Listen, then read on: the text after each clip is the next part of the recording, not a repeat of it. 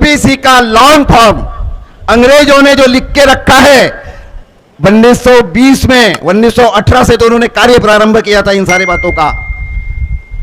OBC का long form लिखा है ओरिजिनल भारतीय कम्युनिटी। अब ओरिजिनल भारतीय कम्युनिटी का मीनिंग अर्थ ऐसा होता है कि इस देश के मूल निवासी, और इस देश के मूल निवासी अगर कोई होंगे तो वो ओबीसी है, एससी है, एसटी है, एनटी है, विजिएंटी है।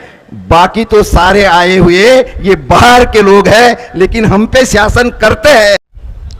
तन की हवस, तन की हवस मन को गुनहगार बना देती है।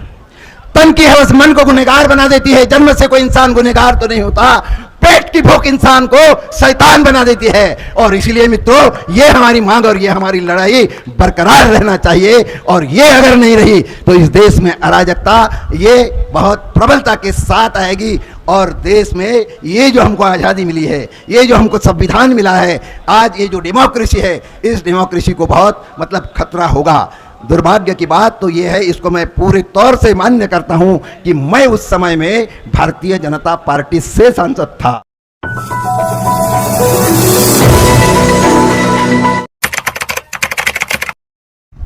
मित्रों, बहुत लोग ये कहते हैं कि भी बाबा साहब तो खाली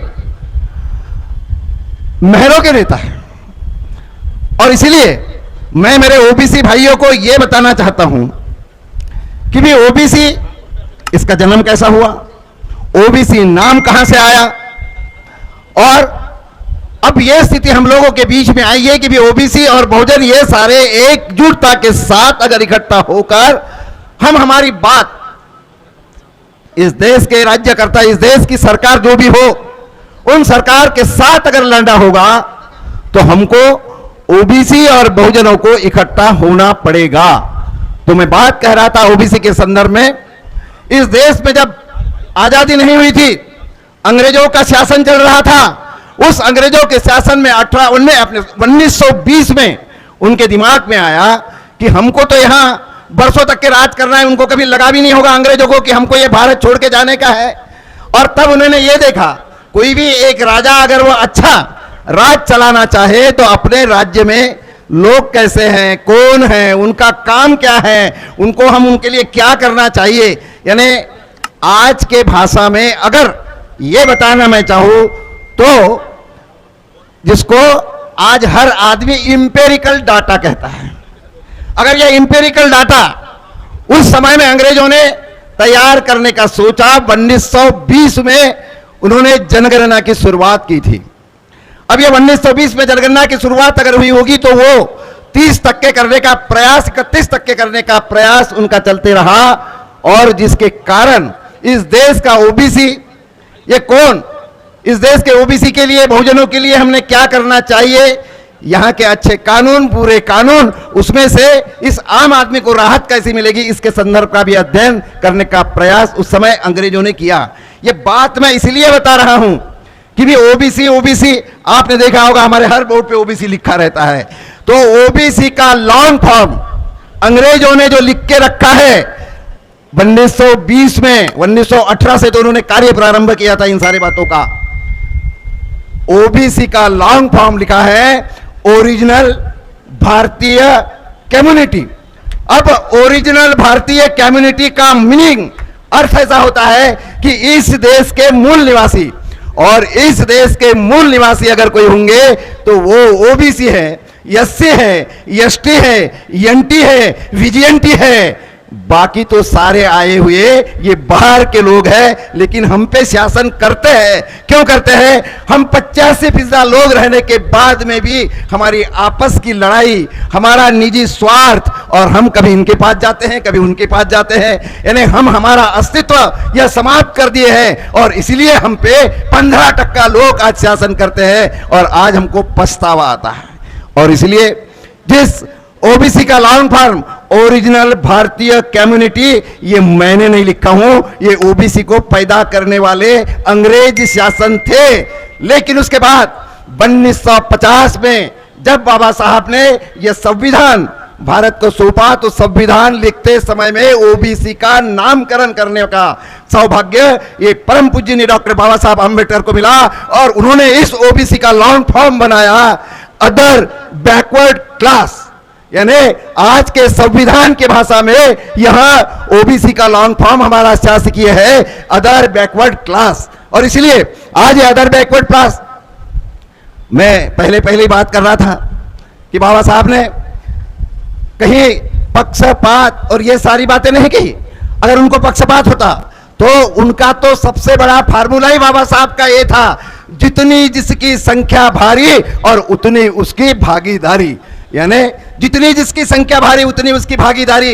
ये घोष वाक्य यह परम पूज्य डॉक्टर बाबा साहब अम्बेडकर जी का है और इसीलिए हमारी ये मांग उनके संविधान के आधार पर आज जो हमारी लड़ाई है ये इस देश के शासकों से है। आज बहुत दुख के साथ कहना पड़ता है कि एक तरफ में देश के आजादी को 75 साल हो गए और हम दूसरी तरफ में स्वर्ण महोत्सव मना रहे हैं और इस स्वर्ण महोत्सव मनाते हुए भी हमारी एक छोटी सी मांग मंजूर नहीं हो सकी, जो आप लोगों ने आपके इस बैनर पे लिख के रखी है, जात निहाय जनगणना होना चाहिए।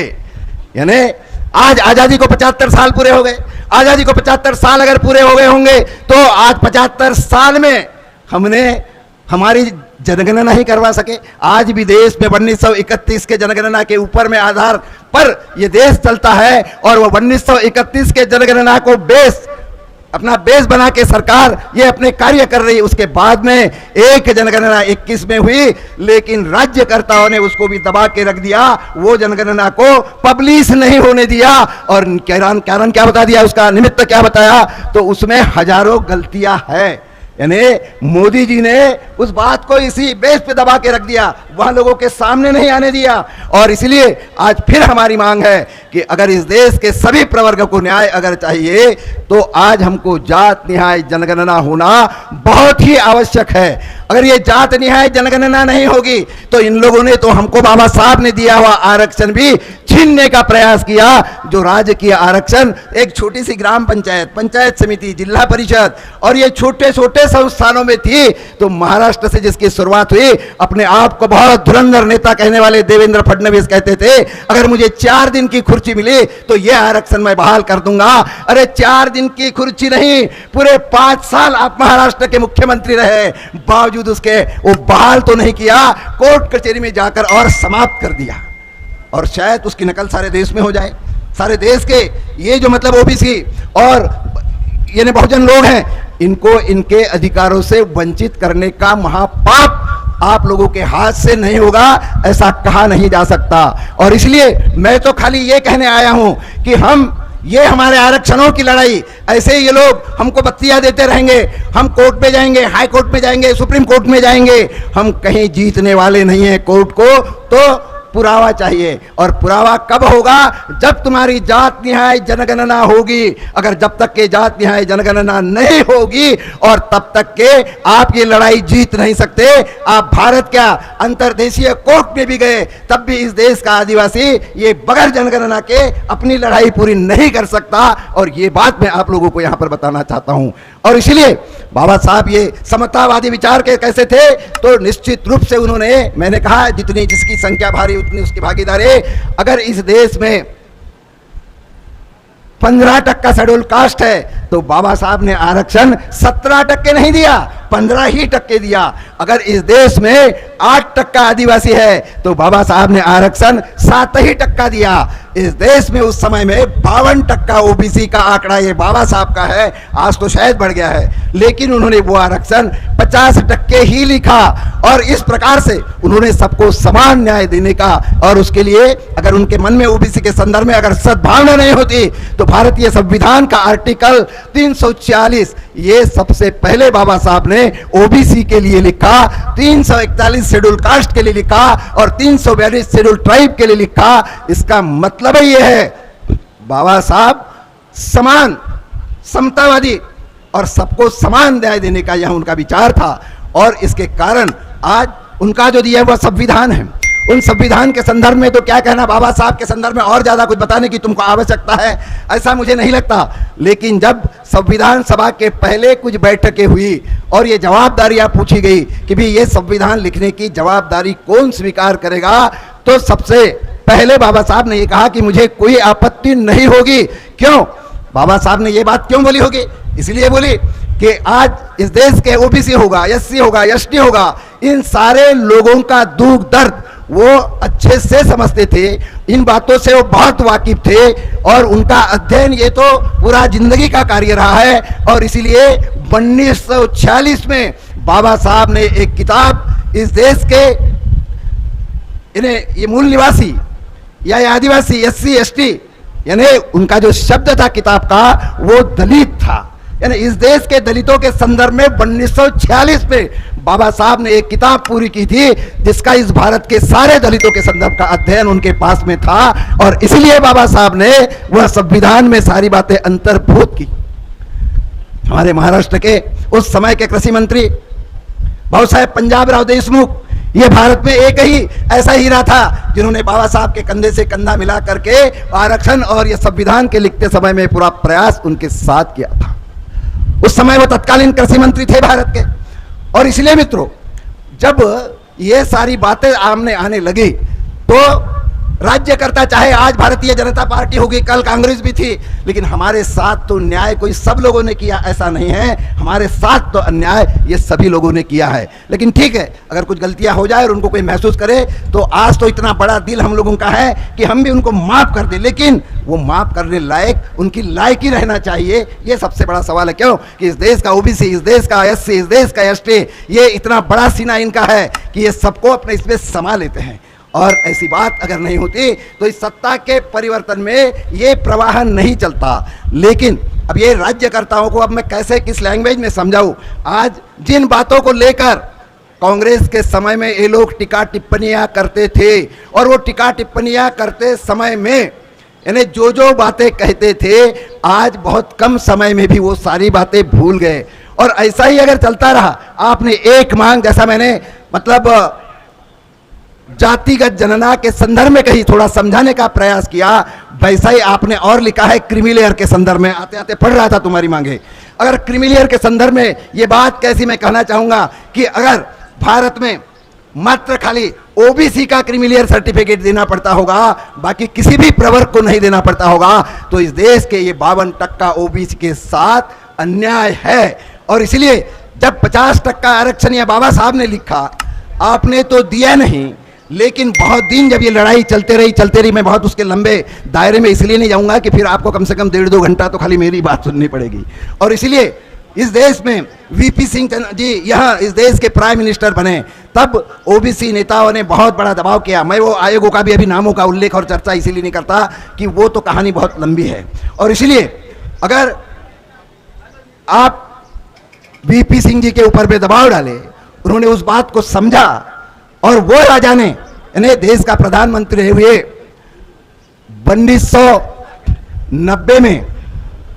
1990 में जब वो प्राइम मिनिस्टर थे तो 7 अगस्त को उन्होंने मंडल आयोग की खाली 2 सिफारिशें मान्य की है, पूरा नहीं, पूरी सिफारिशें उस समय में भी नहीं हुई है।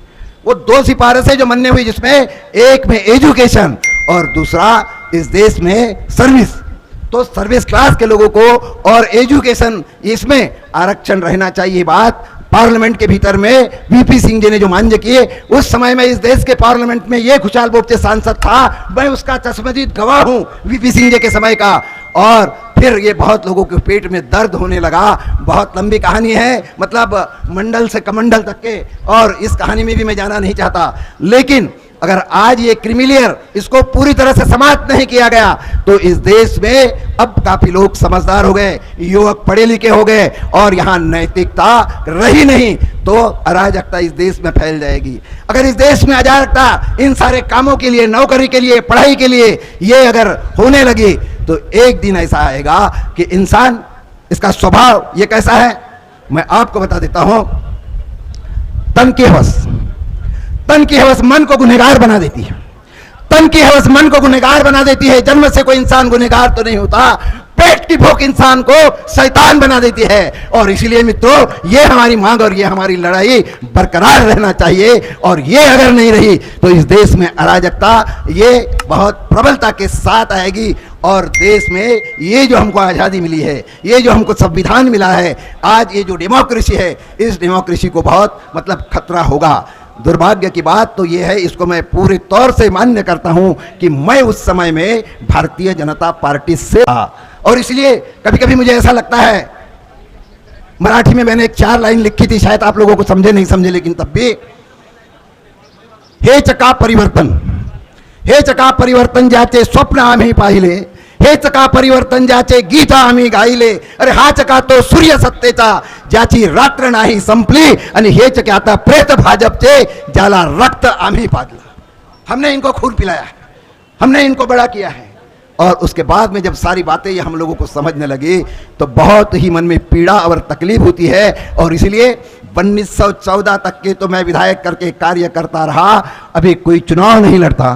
पूरा टाइम ये हमारे सब सोशल वर्क में जा रहा है और ये समाज के लिए ओबीसी, एससी, एसटी, बीजेटी इनको इकट्ठा करने के लिए और इनसे लड़ाई करने के लिए आज लड़ी जा रही है। और इसलिए मैं आप लोगों से ये आग्रह करने आया हूँ, ये विनंती करने आया हूँ कि आने वाला समय ये बहुत ही विचित्र आने वाला है। और इसलिए आप बहुत सोच समझ कर आने वाला निर्णय लेंगे और जिसके कारण आप सब लोग अगर इकट्ठा हो सके तो निश्चित रूप से इकट्ठा होकर इस देश में परिवर्तन के लहर को प्रचलित करने का कार्य करेंगे। यह अपेक्षा मैं आज यहाँ आप लोगों से करता हूँ।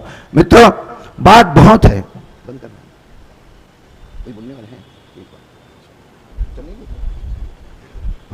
और इसलिए मेरी बात भी बहुत से वक्ता है, और इसलिए मैं बहुत लंबा समय तो नहीं लूंगा, लेकिन हमने इस देश के लिए एक अखिल भारतीय ओबीसी बहुजन महासंघ की स्थापना की है, जिसके उपाध्यक्ष हमारे कोहली जी भी हैं। और इस संस्था के माध्यम से ये हमारा महासंघ है, ये ऐसे बहुत से देश में चलने वाले जो ऑर्गेनाइजेशन हैं, उन सारे ऑर्गेनाइजेशन को इकट्ठा करते हुए हम हमारे मौलिक अधिकार की, संवैधानिक अधिकारों की लड़ाई लड़ने के लिए सक्षम कैसे होंगे। हम जो भी सरकार रहेगी उन सरकार के साथ लड़कर अपना अधिकार कैसा प्राप्त करेंगे, क्योंकि बाबा साहब ने बताया, सीखो, संगठित हो और संघर्ष करो।